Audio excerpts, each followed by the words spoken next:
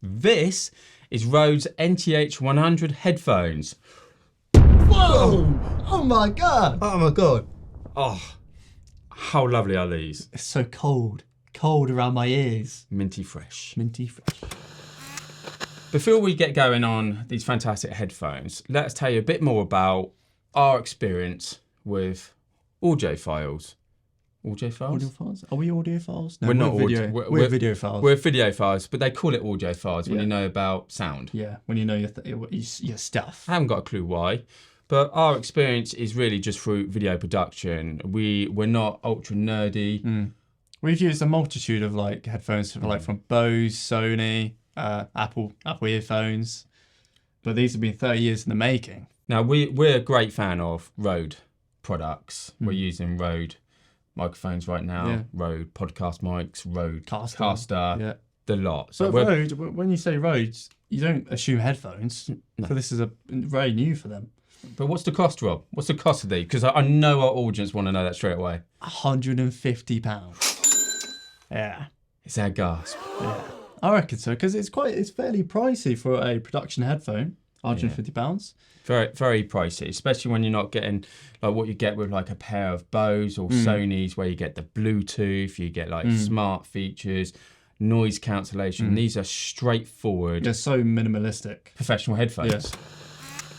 Let's talk about the design, Rob. Yeah. Okay. What is your favourite bit? My favourite bit, I would have to say the earmuffs. So they're not your traditional circle. They've gone all out. They've shaped it like your earlobe.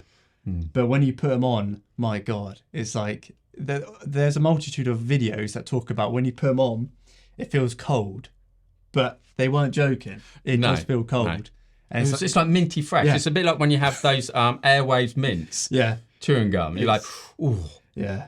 But I'd have to say the design's so minimalistic, and I like how they haven't gone overboard with the Rode branding. It's got like a gloss finish. You've got Rode slightly written on the headband here, but going back to the padding, they're a gel foam. They're gel foam, which gives the cool feeling, and they're also memory foam.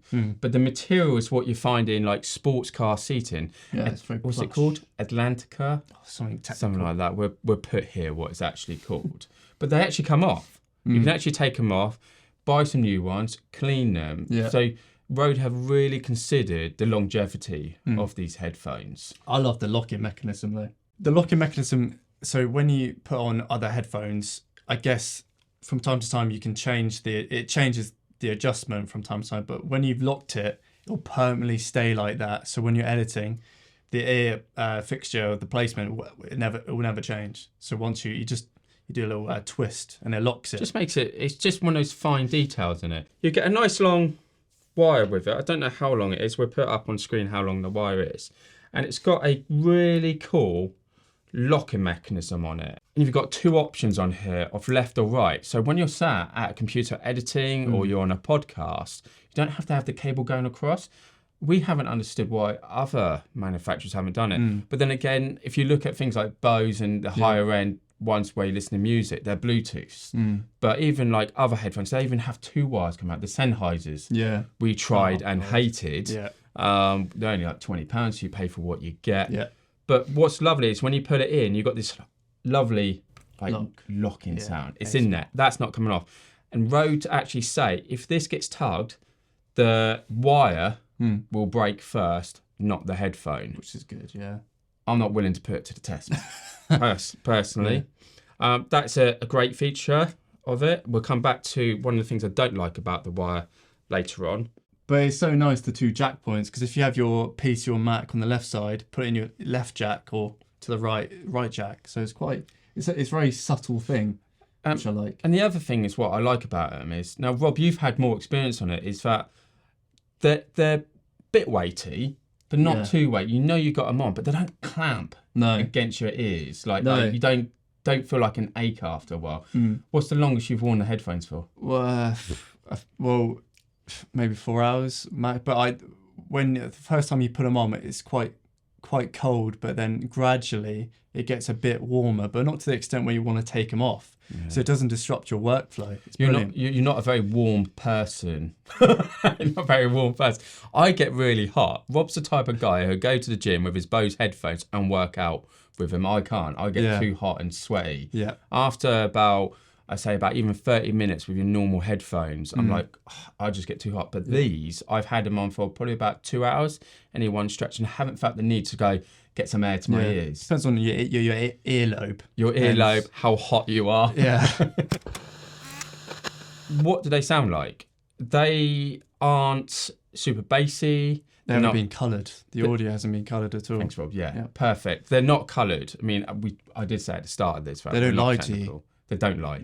So the sound is what you would hear if you were in the room, and that's perfect for editing. So Rob, why don't you tell our audience what other headphones do? So Bose and Sony, they kind of add like treble, or they make it more bassy, and that's kind of colouring the audio. It's not going to be, it's going to basically lie to you. So these are the complete polar opposite. They don't. They want it to be as vanilla as possible. So when you do sound enhancements, Well, you're getting the most realistic, aren't you? Sound. Because in the past, I've gone between like speakers, headphones, rubbish headphones to try and get a happy medium on on an edit. And sometimes, like when we're editing a podcast, we listen and think, oh, that sounds really lovely and bassy. Then you listen to it on your phone Or TV.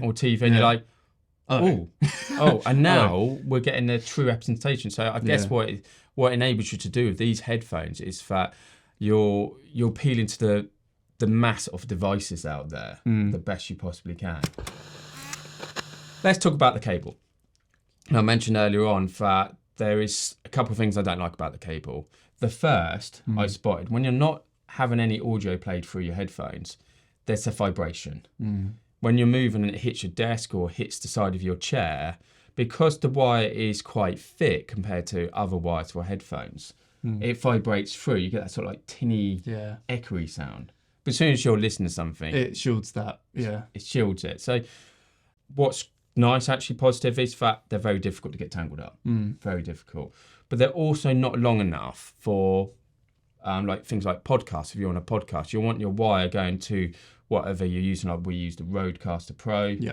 It's just not long enough. So I wish that Rode would either come out or supply a short version and a long version. They state it's long enough, but it really depends on your setup. If you have a small room, maybe you can get away with it, but definitely a longer wire. If you had your audio mixer right next to you, but how many people do? Yeah. There's not many. But we'd like to hear your thoughts on the wire aspect. I mean, I really am nitpicking at the end of the day. £150 you pay for what you get, and I think Rode have really kind of just blown their competitors out of the water, personally. Absolutely. It's a lovely design. They're going to last a very long time. The thing I don't like is the warped thing they've done here. Oh, what, the twisty? It's a design thing. It's a design thing. I don't know. This is such a nitpicky thing. It's your preference at the end of the day. Yeah. I just don't really like it. Well, it's version 1, and I think for version 1, 30 years in the making, it's a good job, right? Well done. Yeah. Absolutely brilliant. We look forward to see what the second version is, but they are definitely by far the best headphones I've ever tried for professional production use. Yeah. But we want to know what you think. Would you buy these? Would you have a different recommendation out there? We know there's lots of headphones out there. We'd love to hear from you. Please comment below. We're also happy to answer any questions you've got as well on them, on our experiences. Yeah. So if you enjoy this content, please feel free to subscribe if you're feeling generous. Maybe leave a like, but most definitely leave a comment about what your thoughts on them. If you were going to buy them, but I would say we recommend them. Highly recommend them. Good job, Rode. We'll see you on the next episode. Take care, guys. Bye. Boosh. Oh, nice. Okay. Right, now we've got to do that. I actually went boosh. Boosh.